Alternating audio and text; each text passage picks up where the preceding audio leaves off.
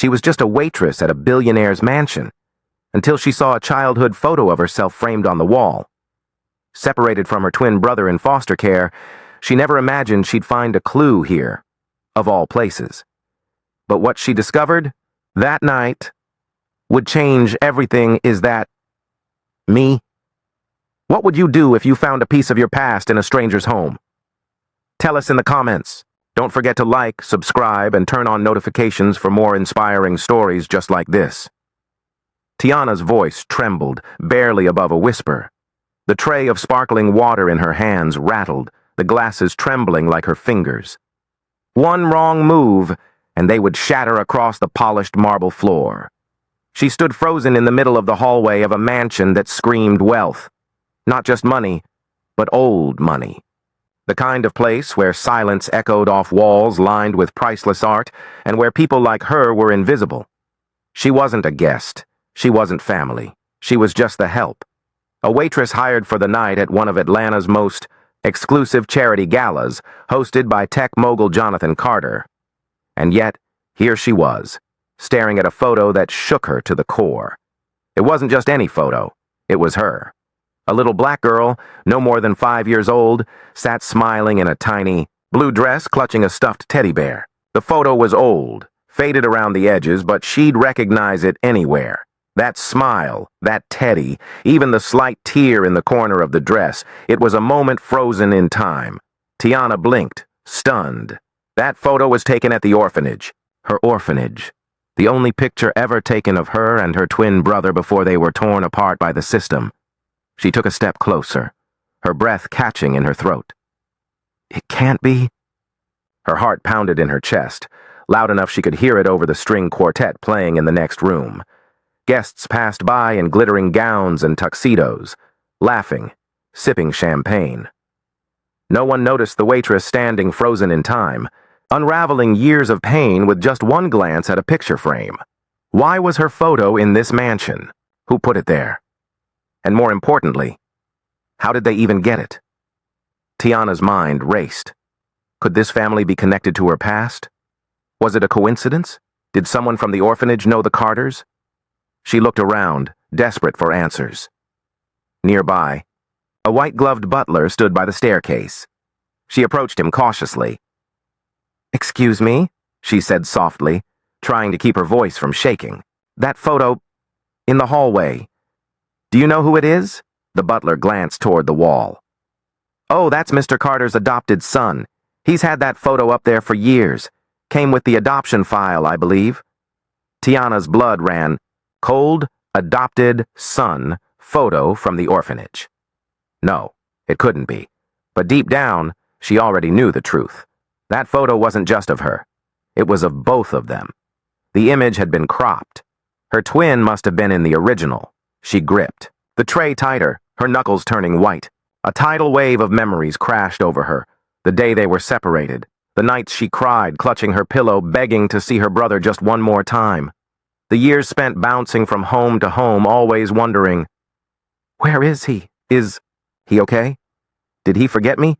And now, after all this time, could he have been here all along? Living in a mansion with a new name, a new family, a new life?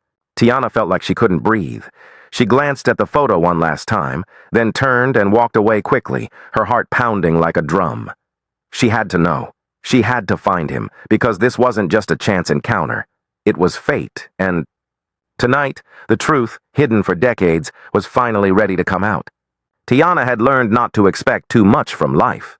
Growing up in the foster system had taught her that people come and go. Promises are made, then broken.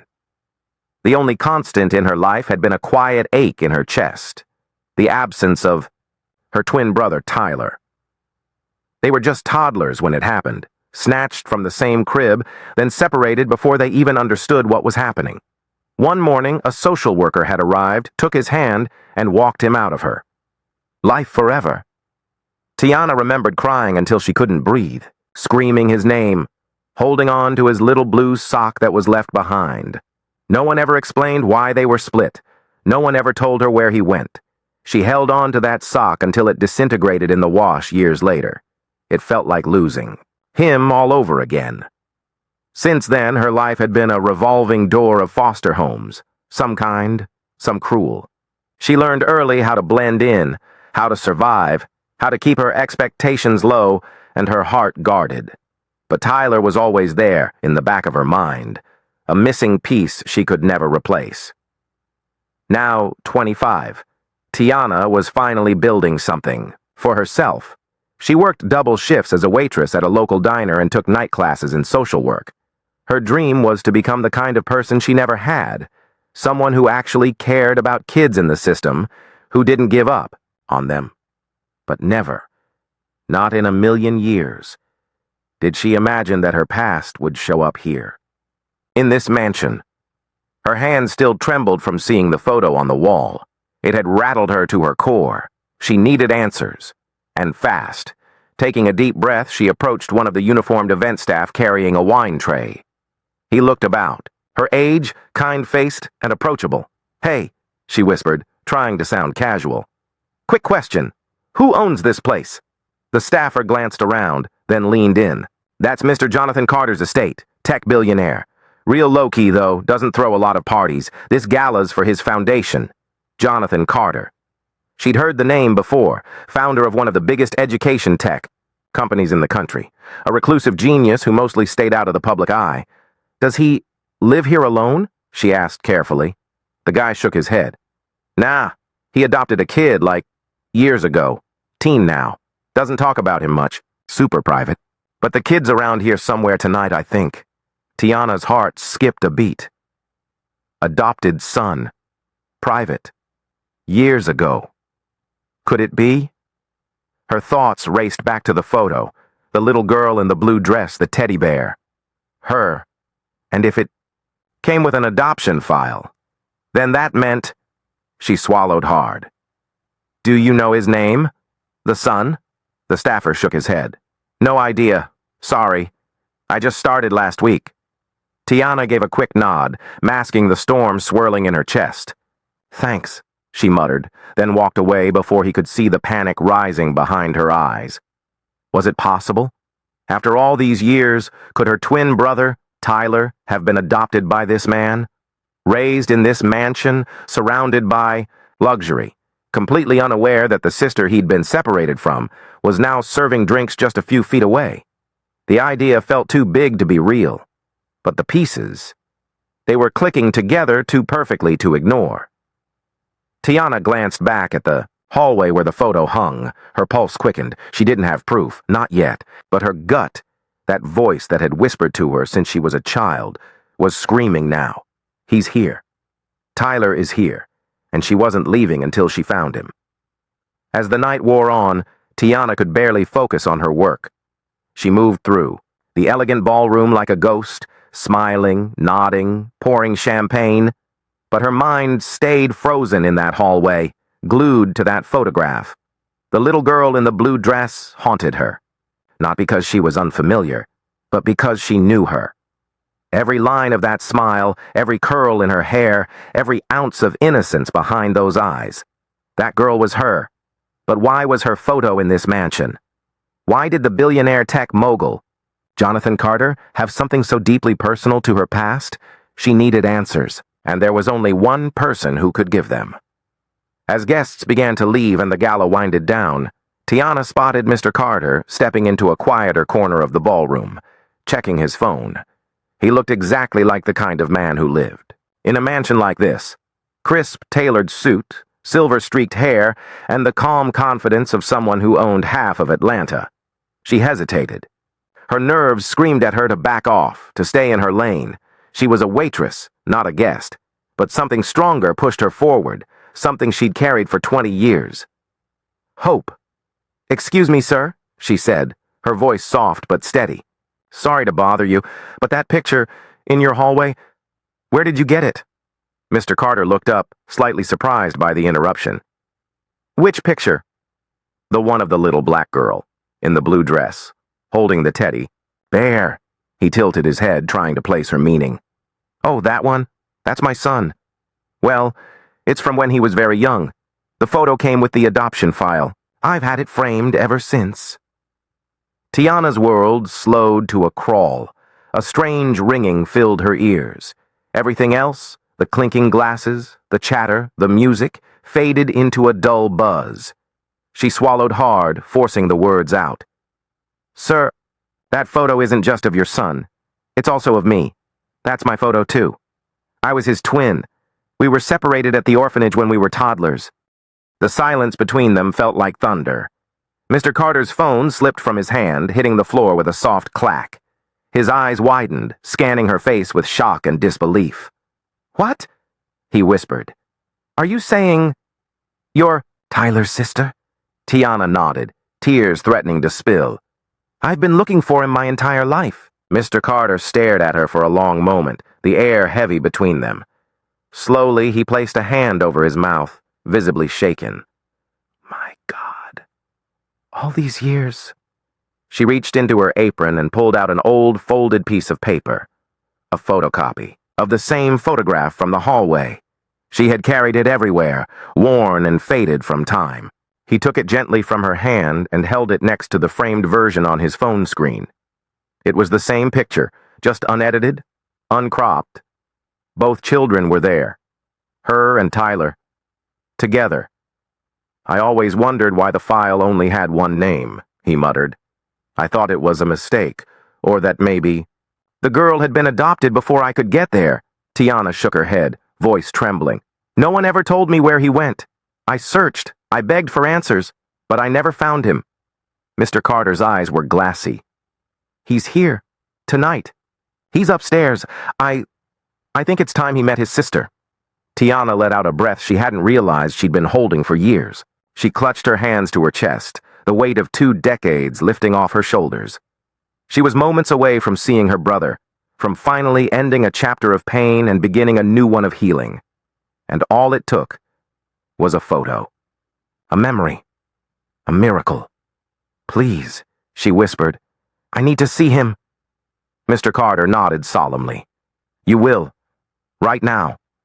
He turned and led her toward the grand staircase, toward the moment she had been waiting for her entire life. Within minutes, everything changed. Mr. Carter, still visibly shaken from the revelation, moved swiftly.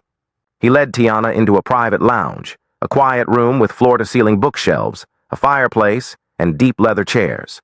But Tiana couldn't sit. Her heart was racing too fast.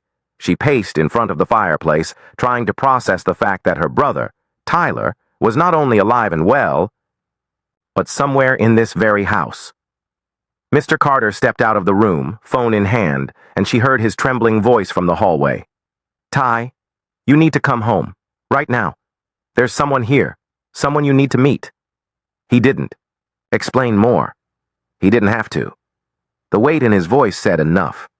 30 long, aching minutes passed. Every tick of the clock felt like a lifetime. Then the door opened. A tall, confident young black man stepped in, wearing a crisp jacket and jeans, his posture relaxed but alert. His gaze moved around the room, confused. His eyes landed on Tiana. He looked at her for a beat. Then 2. Then his expression shattered. "Tia?" Tiana's hands flew to her mouth. Tears sprang instantly to her eyes. "Tyler!" she choked out. In seconds, they were in each other's arms. It wasn't just a hug. It was home. It was 2 pieces of a broken heart being sewn back, together in the only way they were meant to be, as one. They didn't speak at first.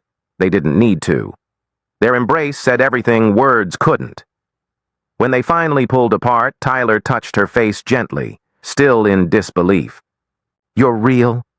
I'm not dreaming?" Tiana shook her head, tears streaming. "I've been trying to find you for so long." He laughed through his own tears, voice cracking. "I thought about you every day. I asked about you. But no one ever told me anything. They said I didn't have any siblings." She nodded. "They told me the same thing. Said you were gone. I searched everywhere. I never stopped." They sat down finally, and for the first time in over 20 years, they talked. Tiana told him everything. The foster homes, the schools, the hard nights working 2 jobs just to survive. She told him about the picture she carried for years, the one that led her to the mansion, about how she never gave up hope that he was out there. Tyler listened, eyes wide and heartbreaking. "I had no idea," he whispered. "I lived in this bubble. Great schools, travel, private tutors. Dad gave me everything, but I always felt like something was missing." Tiana looked at him and smiled softly. "It was me." He nodded. "Yeah, it was you." They stayed up for hours, curled into the couch, piecing together their two very different lives, one shaped by struggle, the other by privilege, but forever linked by blood, memory, and now, reunion. Mr. Carter returned eventually, standing quietly in the doorway, watching the two of them with misty eyes. "I never imagined this," he said, voice low. "When I adopted Tyler, he came with nothing but that photo. If I had known he had a sister." Tiana stood and walked to him, smiling through her tears. "You gave him a good life. I'm grateful for that." He nodded solemnly. "You deserve the same. And I'd like to help, if you'll let me." For the first time in a long time, Tiana felt something warm bloom in her chest. Possibility. She turned to Tyler, who reached out and took her hand. Together they had been broken apart, but now they were whole again, and their story was just beginning. The story didn't end there. In fact, in many ways, it was just beginning. After the emotional reunion that night, Jonathan Carter sat quietly in the lounge, watching the two siblings talk, laugh, cry, and fill in the missing years like puzzle, pieces snapping back into place. The tech billionaire, who had built an empire on solving complex problems, suddenly found himself moved in a way he hadn't expected. He couldn't stop thinking about that photo, about how it had been hanging in his hallway for years, and he'd never realized it held not just a picture of his son, but a story left unfinished. The next morning, Mr. Carter called Tiana into his home office. She expected formal conversation, perhaps a legal clarification, an apology, a thank you for not making a scene. Instead, he offered her a warm smile and motioned for her to sit. "You've been through a lot," he said gently. "And I can't change the past, but what I can do is make sure your future looks very different." He slid a folder across the desk. Inside was a scholarship agreement, covering not just her final year of college tuition, but housing, books, and even a modest stipend. Tiana stared at the paper, stunned. "Why would you do this?" He smiled. "Because you're family. You always have been. We just didn't know it yet." Tears welled in her eyes for the 100th time in 2 days. And true to his word, Mr. Carter didn't just sponsor her education. He welcomed her into the estate. Tiana moved into the guest house, just a short walk from the main residence. For the first time in her life, she had a quiet place of her own, a safe place. But more than that, she had Tyler. The two were inseparable now. They caught up on everything. Birthdays missed, dreams never spoken, childhood memories half remembered but lovingly rebuilt together. It wasn't long before they found themselves talking late into the night about other kids like them. Siblings torn apart by the foster system, never knowing if the other was alive, let alone nearby. Tiana knew firsthand the grief of that separation. Tyler knew the guilt of having been the one chosen. They decided they couldn't just let their story be a miracle. It had to become a mission. Together, they launched a nonprofit called Relinked, an organization dedicated to helping siblings separated in foster care reconnect and reunite. With Mr. Carter's backing and Tyler's business savvy, they built a team of social workers, researchers, and volunteers. Tiana became the heart and soul of the project, speaking at schools, sharing her story, and offering hope to teens still lost in the system. News of their story spread quickly. First it was local newspapers, then national morning shows. People were captivated not by the wealth or the mansion, but by the truth. A waitress who never gave up, a brother who never forgot, a photo that refused to stay silent. Donations poured in. So did stories from thousands of others across the country, families with missing pieces, foster youth with questions, and siblings with only memories to hold on to. What started as a framed photo in a hallway became a movement. And the photo, itself, still hangs in the same place. But now, a small brass plaque rests beneath it. It reads, "Tiana and Tyler, reunited 20 years later. Proof that love never gives up." Guests at the estate often stop to admire the picture, expecting a charming childhood story. But they stay for something deeper. Because Mr. Carter, Tiana, or Tyler always make time to share the real story behind that image of how fate, courage, and a sister's unbreakable heart brought two lives back together. Tiana still works hard. But now it's different. She walks into schools not to serve water, but to serve hope. She's nearly finished her degree in social work and plans to get her master's next. Her dream? To change foster care policy from the inside out. And Tyler? He says he finally feels whole. He tells everyone that meeting Tiana healed a part of him that money never could. And Mr. Carter? He says adopting one child changed his life. Reuniting two? That changed the world, because sometimes the past doesn't just haunt you. It finds you, not to break you, but to heal you. And when that happens, it's not just a story, it's a second chance at everything.